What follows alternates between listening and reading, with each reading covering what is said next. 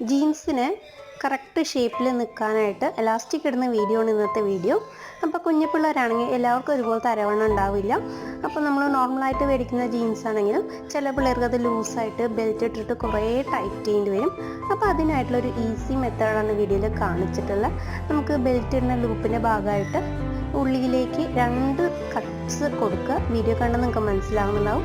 ആ കട്ട്സിലൂടെ ആദ്യത്തെ ഒരു കട്ടിലൂടെ ഒരു എലാസ്റ്റിക് ചെറുതായിട്ട് എത്രമാത്രം നമുക്ക് സ്ട്രെച്ചബിളായിട്ട് ചെറുതാക്കണം അതിനനുസരിച്ചുള്ള എലാസ്റ്റിക് എടുക്കുക കേട്ടോ.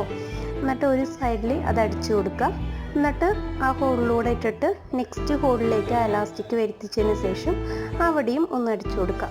അപ്പോൾ അതേ നമ്മുടെ ആ ബാക്കിൽ കുറേ നീണ്ടു നിൽക്കുന്നതായ ജീൻസ് പാൻറ്റ് എലാസ്റ്റിക്കിലൂടെ സ്ട്രെച്ചബിളായിട്ട് ചെറുതായിട്ട് നമുക്ക് കറക്റ്റ് ഫിറ്റായിട്ട് മാറിയിട്ടുണ്ടാകും. അപ്പോൾ എല്ലാവരും ഒന്ന് ട്രൈ ചെയ്യണേ. ഇഷ്ടമായിട്ടുണ്ടെങ്കിൽ ലൈക്ക് ചെയ്യാൻ മറക്കരുതേ.